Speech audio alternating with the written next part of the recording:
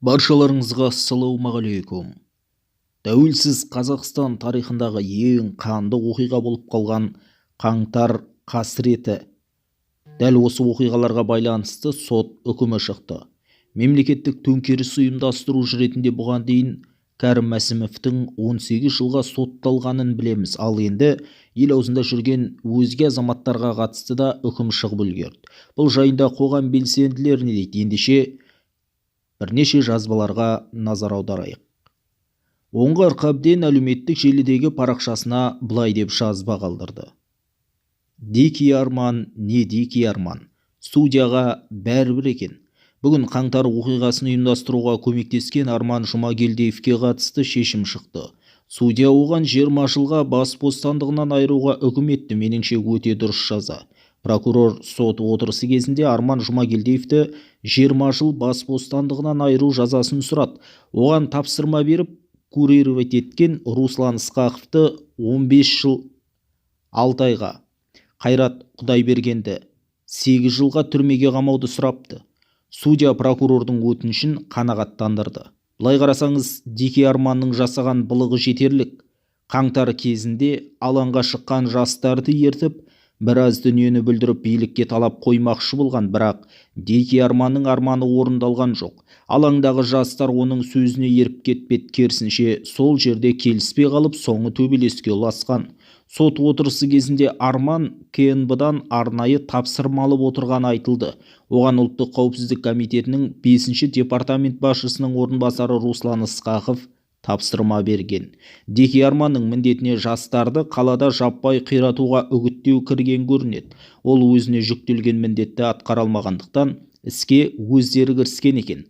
Мысалы, қаланың әр жерінен қарапайым тұрғындарды ұстап алып, Әблязовтың жақтастары деп ұрып соққан. Солардың бірі шыдамай ауыр жарақаттан өліп кетті. Сотта Дикий арман КНБ-да жұмыс істеген Ысқақовтан тапсырма алып отырғаны белгілі болды. Соның нұсқауымен әрекет еткен, тіпті күшті құрылымдардың басшылары тікелей хабарласқанда көрінеді. Сот отырысы кезінде Дикий арман өзін ақтағысы келді ме, біраз адамның атын атады. Мұны тексеру керек деп ойлаймын. Әңгіме сол кездегі ұлттық қауіпсіздік комитетінің 1-ші орынбасары туралы. Егер рас болып жатса, оларды жауапкершілікке тарту керек. Дегенмен сотта аталғандардың біразы қазір онсыз да тергеліп жатыр. Меніңше оларға берілген жаза өте әділ. Қаңтар кезінде мемлекеттік төңкеріс жасамаққа бекінгендерге қызмет етіп, оқиғаны ұйымдастыруға тікелей қатысы барлар оңай жазамен құтылмауға тиіс, дейді Оңғар Қабден. Ал тағы да бір әлеуметтік желідегі жазба жариялаған Диас Нұрақын, ол былай дейді. Айтыс ақындарын Түркияға алдырып, арнау айтқызатын, боксшыларға доллар шашатын Дикий арман 20 жылға сотталды. Ал оған куратор болған ұлттық қауіпсіздік комитетінің экс-қызметкері Руслан Ысқақов 15 жыл арқалапты. Қайрат Құдайбергеновке судья 8 жыл кескен. Бірақ арманның басына іс түскенде шапағатын көрген жұлдыздар жым-жылас жоқ болды. Тіпті балғынбектер Дикийді танымаймыз деп тайқып кеткен. Есесіне блогерлер болысқан сияқты. Сот жүріп жатқанда Жұмагелдиевті жақтап, мақтап, пост жазғандар көп болды. Тіпті жабық жағдайда өткен сот процесінің видеолары TikTokта өріп жүрді. Яғни арманды ақтап алу науқаны қызу өтті. Соған қарамастан судья бүгін 20 жыл жаза кесіпті. Қылмыстық қудалаудан қашып, жылдар бойы шетелде жүрген адамның дәл қаңтар оқиғасы бұларда елге келгені қызық. Демек оны әдейі әкелді. Мемлекет ішінде бүлік салып, билікті төңкермекші болды деген болжам дұрыс. Сот деректеріне сәйкес 2022 жылдың 5 қаңтарында Жұмагелдиевтің бандасы мен қолшоқпарлары Алматыдағы республика алаңына 2 рет шыққан. Олардың мақсаты жаппай тәртіпсіздікке қатысушылардың басын біріктіріп, қазіргі билікке талаптар қоятын халық кеңесі түріндегі конституциялық емес орган құру болған. Кейіннен жаппай тәртіпсіздікке қатысушылардың санын көбейтуді ұйғарған Дикий арман Шымкенттен Алматыға өз бандасының мүшелерін алғызған. Олар тіпті 24 адамды ұрлап, тұтқынға алып, бірнешеуін аяусыз азаптаған көрінеді. Осымен Дикийдің дәуірі бітті ме? Біздің елде бандит қалды ма? иә деп ауыз толтырып айтуға болады, себебі біздің билік бандитизмді түп тамырымен жойып, қылмыс әлемінің серкелерімен қатаң күресуде. Талғар сияқты ауыл аудандардағы әбу бандиттер ғана қалды. Мемлекетке қауіп төндіретін серкелер жоқ, дейді Диас Нұр ақын. Ал белгілі журналист Алмас Алтай өз жазбасында 3 жыл күткен үкім депті. Алматыдағы 2022 жылы қаңтар қырғынын ұйымдастыруға қатысты деген күдікпен қамалған Арман Жұмагелдиевке жабай Арманға сот үкімі оқылды. Сот Арманды 20 жылға, Қайрат Құдайбергенді 8 жылға бас бостандығынан айыруға шешім шығарды. Деке Арман бір емес, бірнеше бап бойынша айыпталған. Ұзын саны 10-нан астам екен. Соның 4-5-еуін тізе кетейін.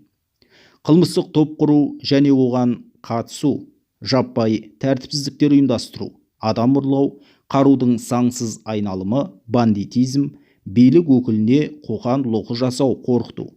Міне осы баптар.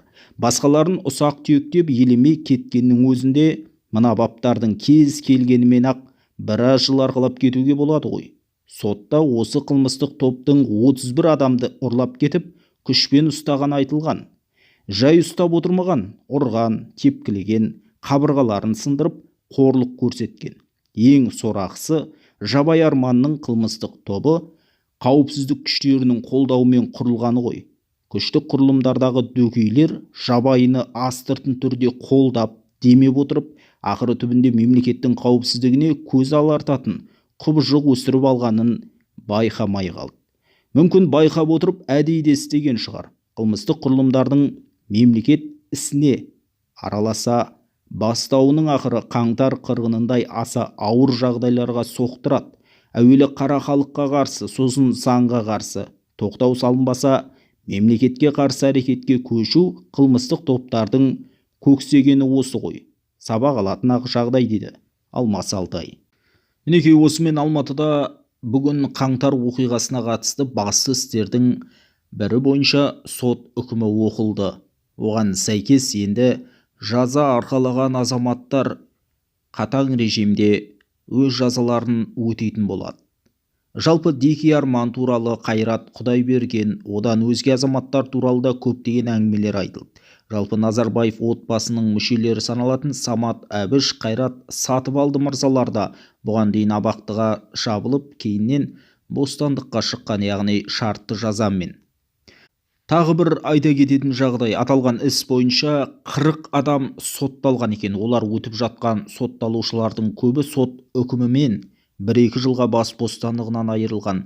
Бұлардың мерзімдері 2022 жылдың қаңтарынан бастап тергеу изоляторында өткендіктен 40-тан аса сотталушының кейбірінің сот залынан босап шығатын түрі бар көрінеді.